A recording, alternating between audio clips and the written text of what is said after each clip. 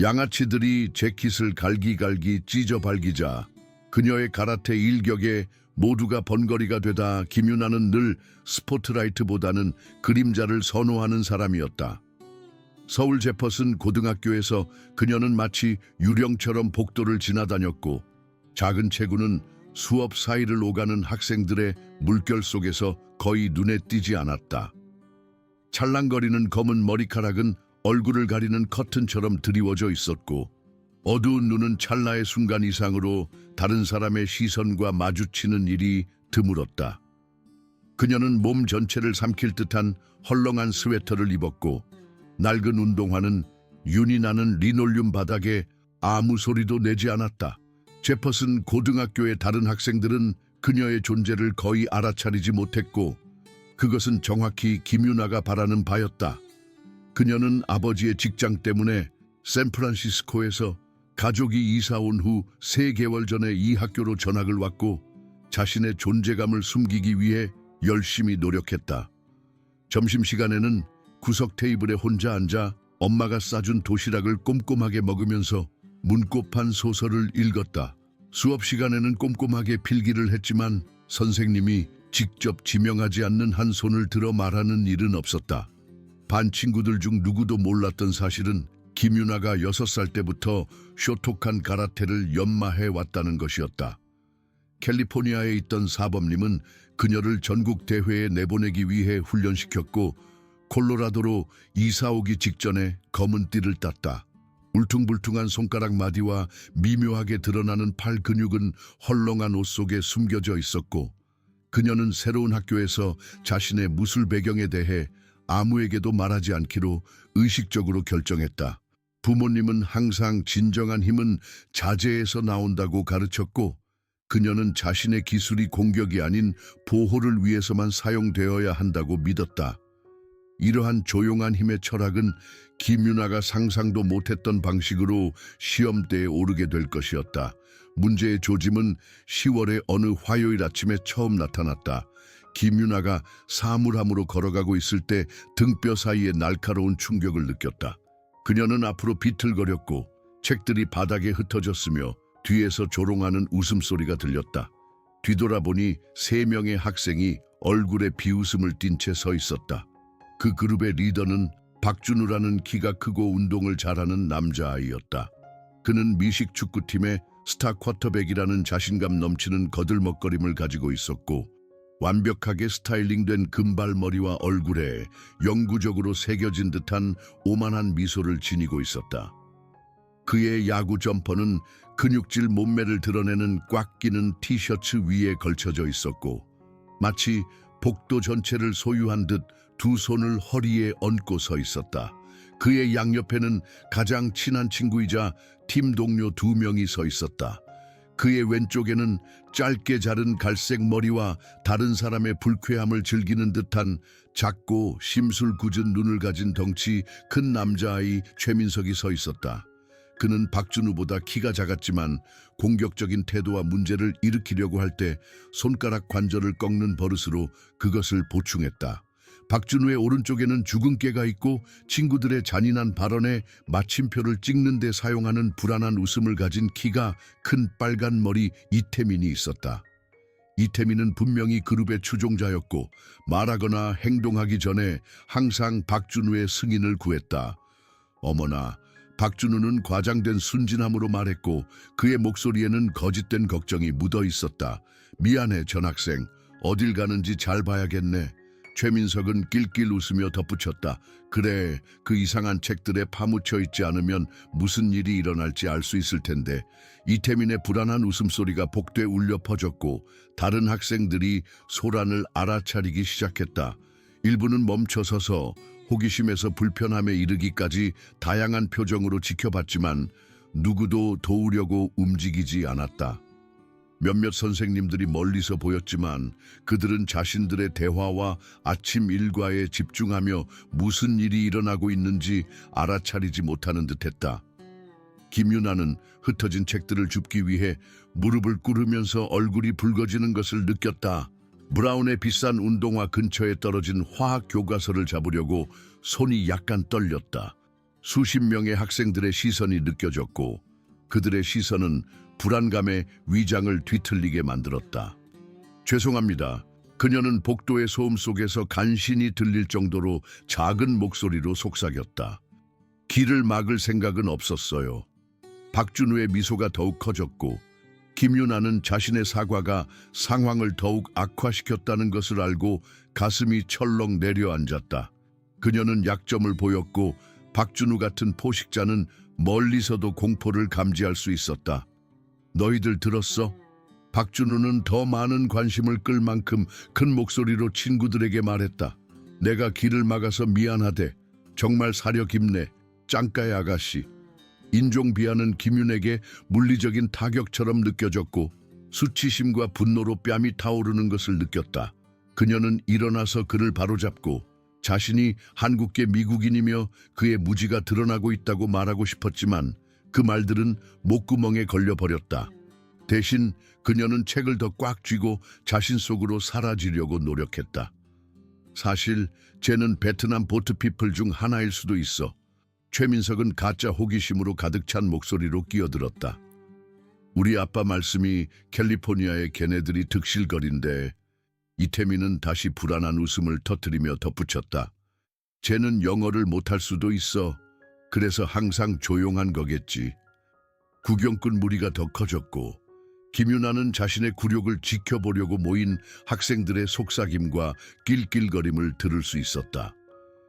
그 순간 그녀는 완전히 혼자라는 느낌을 받았고 사람들로 둘러싸여 있었지만 그들의 잔인함과 무관심에 완전히 고립되었다. 그만해. 박준우. 김유나의 뒤에서 목소리가 들렸고 따뜻한 갈색 눈과 어깨 길이의 젓갈색 머리를 가진 한 여학생이 앞으로 나서는 것이 보였다. 그녀의 이름은 강서연이었고 김유나의 고급 문학 수업에 있었다. 강서연은 수수한 방식으로 예뻤고 친절한 미소와 내면에서 뿜어져 나오는 듯한 자신감을 가지고 있었다. 그녀는 빈티지 밴드 티셔츠와 검은색 청바지를 입었고 자신의 피부에 편안함을 느끼는 사람처럼 쉽게 행동했다. 너랑 무슨 상관이야, 강서연? 박준우는 더욱 공격적인 어조로 물었다. 이건 너랑 상관없는 일이야. 강서연은 김윤에게 더 가까이 다가가 마지막 남은 책들을 줍는 것을 도왔다. 사실 상관 있어. 김윤아는 내 문학 수업에 있고 내가 아는 사람 중에서 가장 똑똑한 사람 중 하나야. 뇌를 쓰는 사람을 괴롭히는 대신 책을 읽어보는 게 어때? 강서연의 반격에 무리가 감탄했고 김윤아는 가슴속에 감사의 떨림을 느꼈다.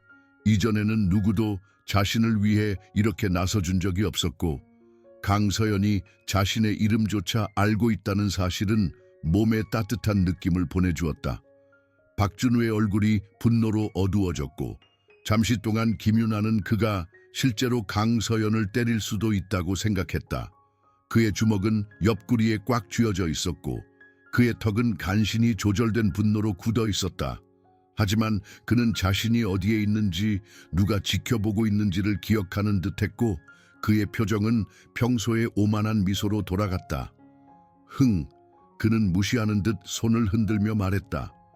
가자 얘들아, 첫 수업에 늦겠어.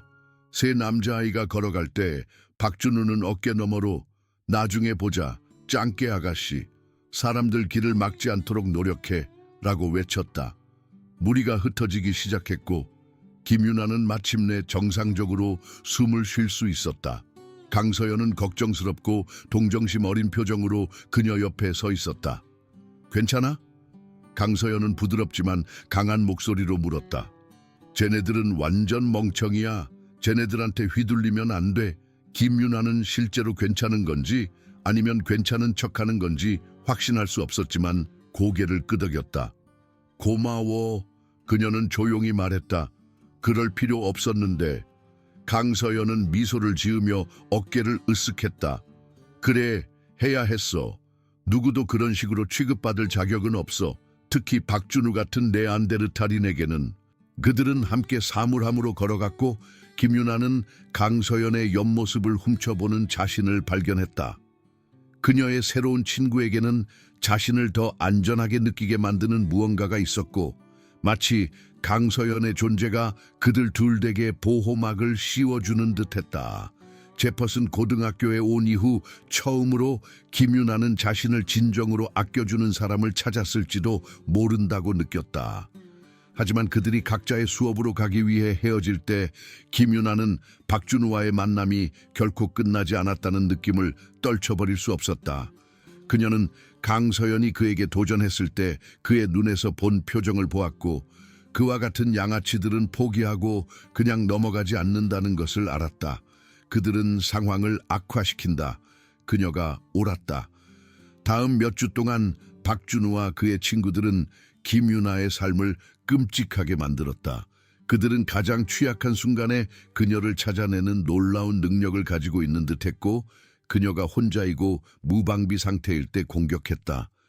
구내 식당에서는 점심 쟁반을 들고 가는 그녀에게 실수로 부딪혀 음식을 바닥에 쏟았다. 복도에서는 지나갈 때 책을 떨어뜨리거나 발을 밟았다. 체육 시간에는 불필요한 힘으로 피구공을 던져 그녀가 비틀거리며 넘어지는 것을 보고 웃었다. 가장 끔찍한 부분은 그들이 영리했다는 것이었다. 그들의 공격은 항상 지켜보고 있을 수도 있는 어른들에게는 사고로 보였고 선생님들을 속이지만 김유나를 속이지는 못하는 가짜 사과를 재빨리 했다. 그녀는 모든 사고가 세심하게 계획되고 실행되어 그녀의 굴욕을 극대화하면서 발각될 위험을 최소화하도록 설계되었다는 것을 알았다. 김유나는 매일 아침 학교에 가는 것을 두려워했고 제퍼슨 고등학교 정문을 걸어갈 때마다 위장이 불안감으로 끓어올랐다. 그녀는 박준우와 그의 친구들이 모여있는 것을 좋아하는 지역을 피하려고 수업에 가는 다른 경로를 택하기 시작했다. 그녀는 구내식당 대신 도서관에서 점심을 먹었고 복도의 혼란을 피하기 위해 종이 울린 후에도 교실에 머물렀다. 하지만 아무리 자신의 존재감을 숨기려고 노력해도 그들은 항상 그녀를 찾아냈다.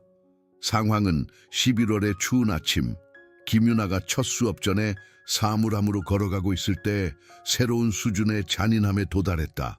그녀는 일본에 계신 할머니의 것이었던 빈티지 데님 재킷을 입고 있었다. 그것은 그녀가 자신의 유산과 연결해주는 몇 안 되는 것 중 하나였고 낡은 모습과 달아빠진 가장자리에도 불구하고 소중히 여겼다. 사물함에서 책을 꺼내기 위해 몸을 숙였을 때 누군가 재킷 뒷부분을 잡는 것을 느꼈다. 반응하기도 전에 천이 찢어지는 소리가 들렸고 갑자기 뒤로 잡아당겨졌다. 그녀는 뒤돌아섰고 박준우가 재킷 소매의 큰 조각을 들고 얼굴은 가짜 걱정으로 일그러져 있는 것을 보았다. 어머나, 그는 거짓된 동정심이 묻어나는 목소리로 말했다. 재킷이 찢어진 것 같네. 중고 가게에서 옷을 사면 그런 일이 일어나지. 아마도. 최민석과 이태민은 그의 뒤에 서 있었고 둘 다 잔인한 만족감으로 미소를 짓고 있었다. 최민석은 재킷 천에 다른 조각을 들고 있었고 이태민은 이미 김유나의 어깨에서 늘어진 나머지 실을 잡으려고 손을 뻗고 있었다. 제발. 김유나는 감정이 북받쳐 목소리가 떨리며 속삭였다. 제발 그러지 마세요. 할머니 거였어요. 박준우의 미소는 그녀의 목소리에서 절박함을 느끼고 더욱 커졌다. 아, 가보라고? 더욱 한심하네. 할머니가 난민 캠프에서 구했나? 인종차별적인 발언은 김윤에게 뺨을 맞는 것 같았지만 더욱 고통스러웠던 것은 할머니의 재킷이 눈앞에서 파괴되는 것을 지켜보는 것이었다. 눈물이 솟아오르는 것을 느꼈고 눈물이 떨어지기 시작하면 자신의 굴욕이 완성될 것이라는 것을 알았다. 그만해. 강서연의 목소리가 칼처럼 군중을 꿰뚫었고 갑자기 그녀가 김유나와 그녀의 고통을 주는 사람들 사이에 서 있었다. 그녀의 얼굴은 분노로 붉어졌고 그녀의 손은 옆구리에서 주먹을 꽉 쥐고 있었다. 역겹다. 강서연은 분노로 떨리는 목소리로 말했다. 너희 셋 다 어떻게 저렇게 서서 다른 사람의 재산을 파괴할 수 있어? 박준우의 표정이 굳어졌고 김유나는 강서연의 간섭이 그를 한계점 이상으로 밀어붙였다는 것을 알 수 있었다. 그는 강서연에게 더 가까이 다가가 자신의 키와 덩치를 이용하여 그녀를 위협하려고 했다. 있잖아, 강서연. 너 정말 짜증나기 시작했어. 내 일이나 신경 쓰는 법을 배워야 할 것 같아. 강서연은 위협받지 않고 굳건히 서 있었다. 그리고 너는 내 또래나 괴롭히는 법을 배워야 할 것 같아. 그들을 둘러싼 무리는 조용해졌고 중대한 일이 일어날 것이라는 것을 감지했다. 복도의 평소 수다와 소음조차 사라지는 듯했고 숨소리와 형광등의 희미한 윙윙거리는 소리만 남았다. 박준우는 손을 뻗어 강서연의 손목을 잡았고 그의 소나귀는 자국을 남길 만큼 꽉 조였다. 이제 누가 너에게 존경에 대해 가르쳐줘야 할 시간인 것 같아. 바로 그 순간 김유나의 내면에서 무언가가 마침내 터져버렸다. 그녀는 평생 동안 폭력은 결코 답이 아니며 진정한 힘은 자제와 자기 통제에서 나온다고 배웠다. 사범님은 그녀에게 자신의 기술을 공격이나 복수가 아닌 보호를 위해서만 사용하는 것의 중요성을 주입했다. 하지만 박준우가 강서연의 손목을 잡는 것을 보고 그녀의 친구 얼굴에 두려움이 스치는 것을 보면서 김유나는 때로는 보호의 행동이 필요하다는 것을 깨달았다. 그녀를 놔줘. 김유나의 목소리는 조용했지만 그녀의 어조에는 복도에 있는 모든 사람들이 그녀를 쳐다보게 만드는 무언가가 있었다. 그녀는 이전에는 본 적이 없을 정도로 어깨를 뒤로 젖히고 턱을 치켜들고 똑바로 서 있었다. 눈물은 뺨에서 말랐고 그녀의 어두운 눈은 이전에는 본 적이 없는 불꽃으로 타오르고 있었다. 박준우는 웃었지만 그의 목소리에는 불확실함이 묻어 있었다. 뭐 할 건데, 짱까의 아가씨? 쿵푸라도 할 거야? 그녀를 놔주라고 말했어. 이번에는 김유나의 목소리가 더 강하고 더 명령적이었다. 그녀는 한 걸음 앞으로 나아갔고 그녀의 움직임에 박준우는 본능적으로 한 걸음 뒤로 물러섰다. 그는 여전히 강서연의 손목을 잡고 있었지만 그의 소나귀는 약간 느슨해졌다. 있잖아? 박준우는 상황을 다시 통제하려고 목소리를 높이며 말했다. 너희 둘 다 너희 자리를 배워야 할 것 같아. 그는 강서연을 세게 밀었고 그녀는 비틀거리며 사물함줄로 넘어졌다.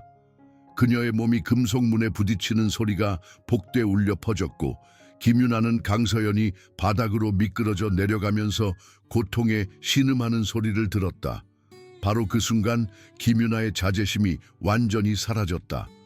그녀는 지켜보는 모든 사람들을 놀라게 할 정도의 속도와 정확성으로 움직였다. 한순간 그녀는 박준우에게서 1미터 떨어진 곳에 서 있었고 다음 순간 그녀는 바로 그의 앞에 있었고 그녀의 오른손은 번개처럼 빠른 일격으로 그의 태양신경을 강타했다. 박준우는 숨을 헐떡이며 몸을 굽혔고 숨을 쉬기 위해 몸부림치면서 얼굴이 붉어졌다. 그가 회복하기 전에 김유나의 왼손이 완벽한 어퍼컷으로 올라와 그의 턱에 닿았다. 박준우의 머리가 뒤로 젖혀졌고 그의 눈은 충격과 고통으로 커졌다. 그는 뒤로 비틀거렸고 코에서 피가 흐르기 시작하면서 그의 손은 얼굴로 날아갔다.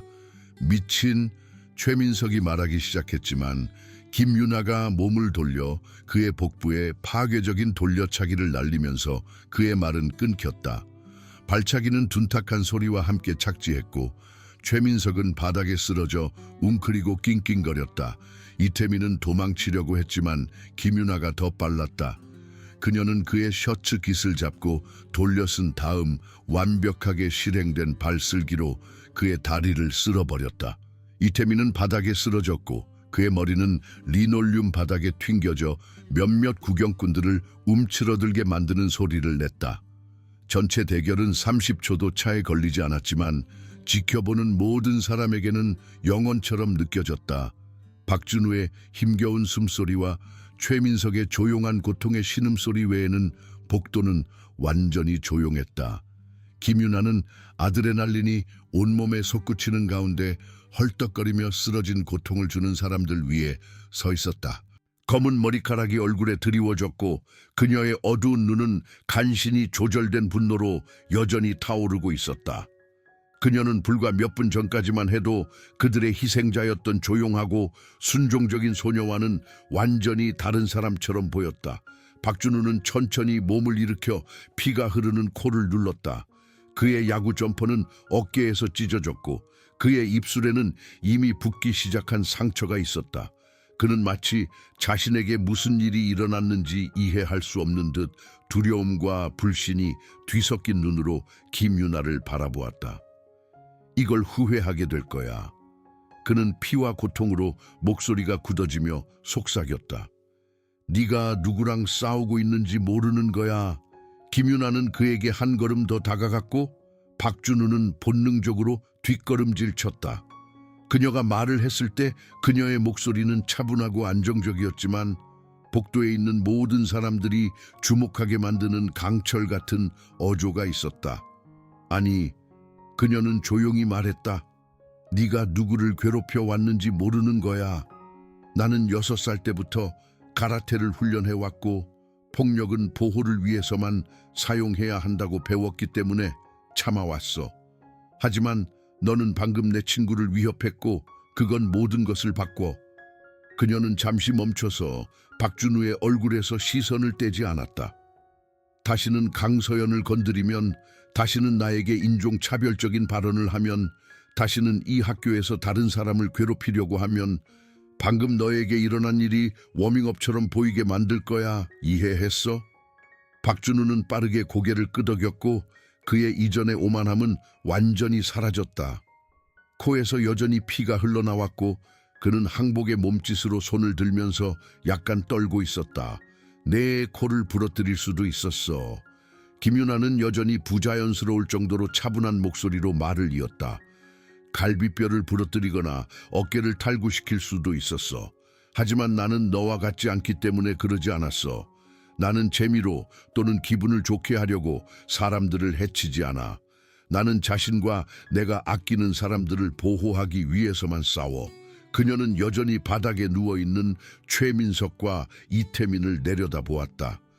최민석은 천천히 일어나려고 애쓰고 있었고 그의 얼굴은 창백하고 땀으로 젖어 있었고 이태민은 움직이지 않고 멍한 표정으로 천장을 응시하고 있었다.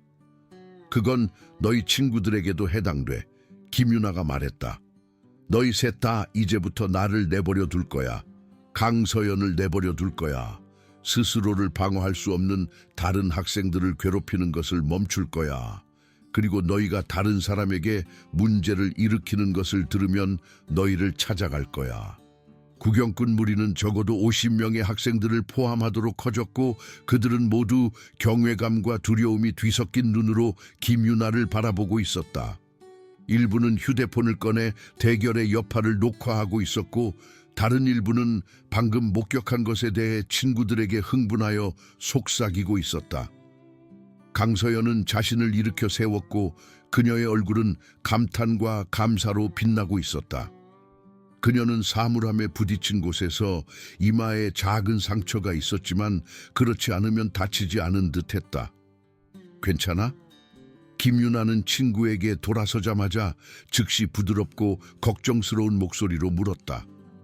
강서연은 안도의 눈물을 글썽이며 고개를 끄덕였다. 괜찮아.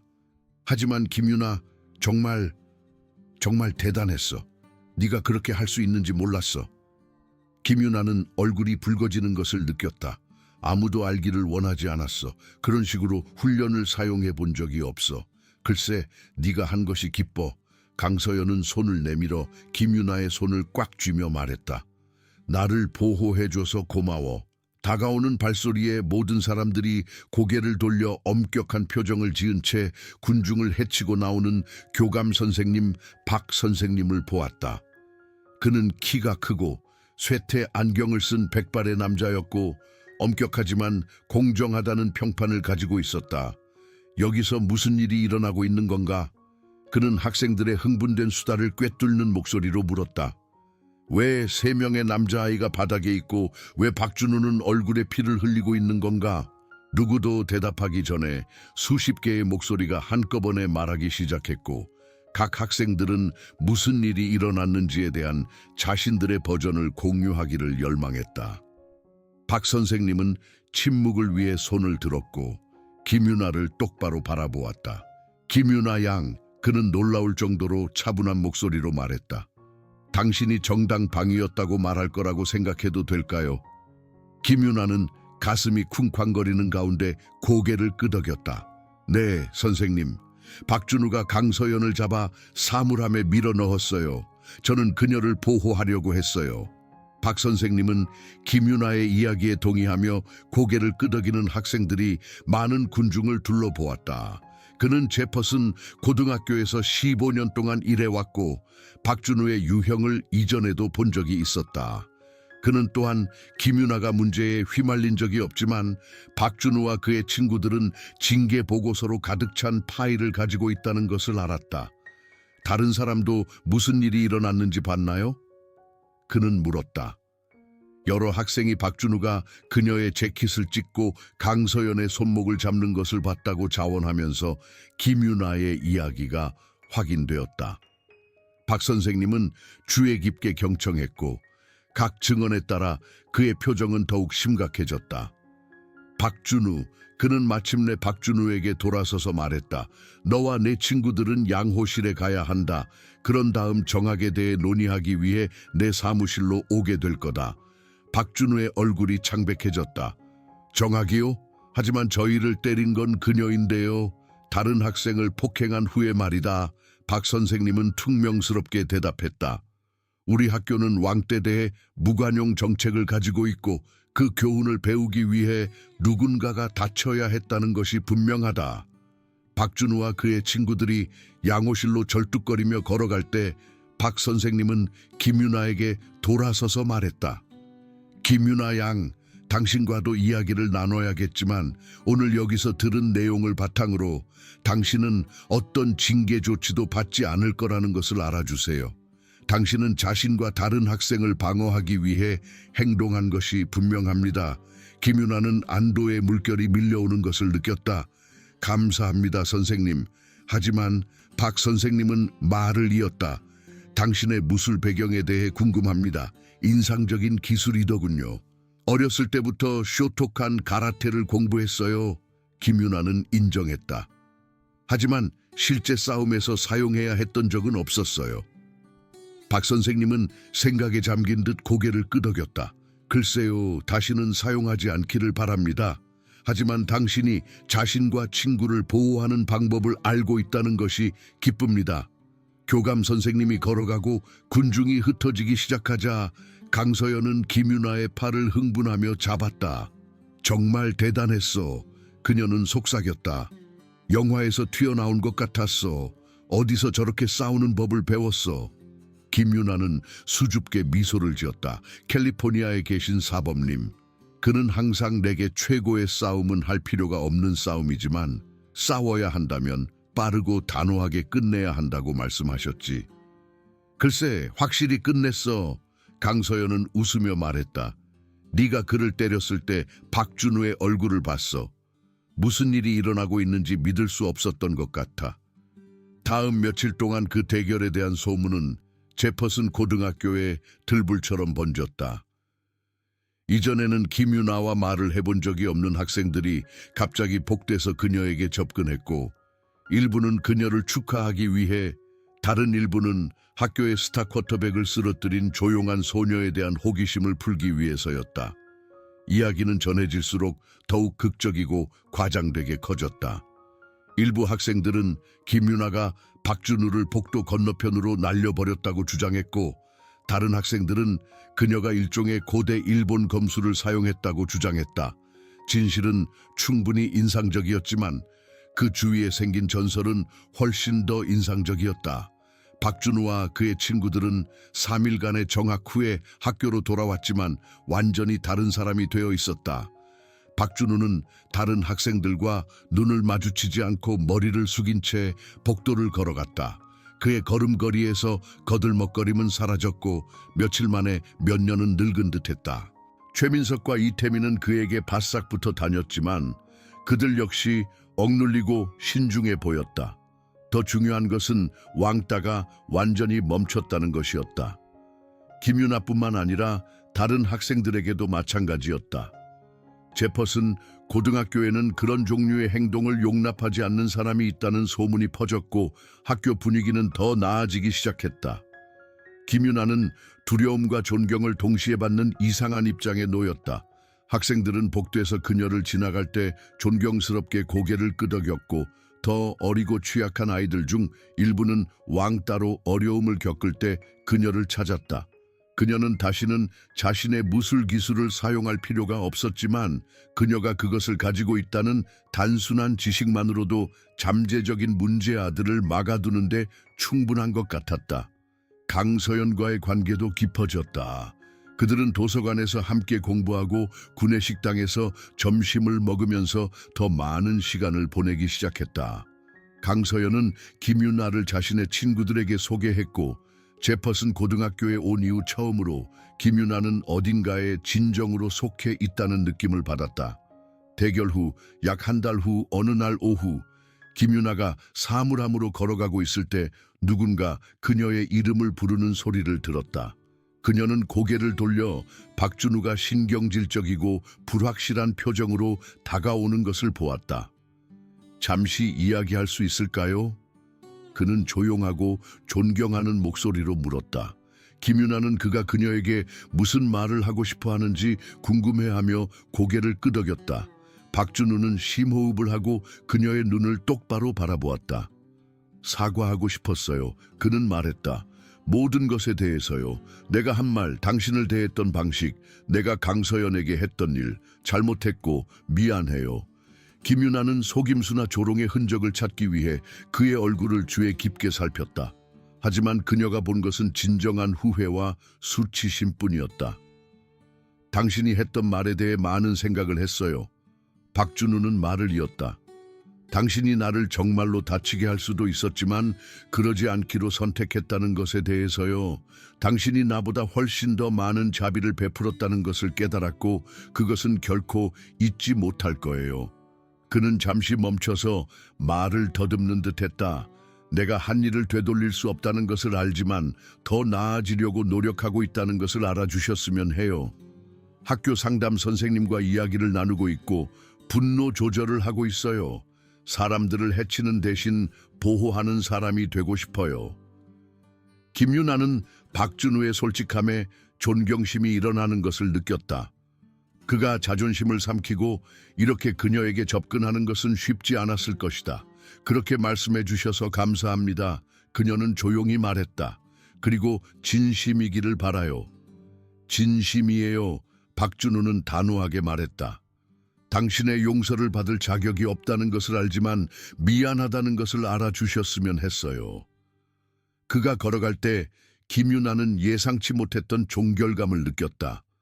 그녀는 자신과 강서연을 위해 일어섰고 잔인하지 않고도 강해질 수 있다는 것을 보여주었다.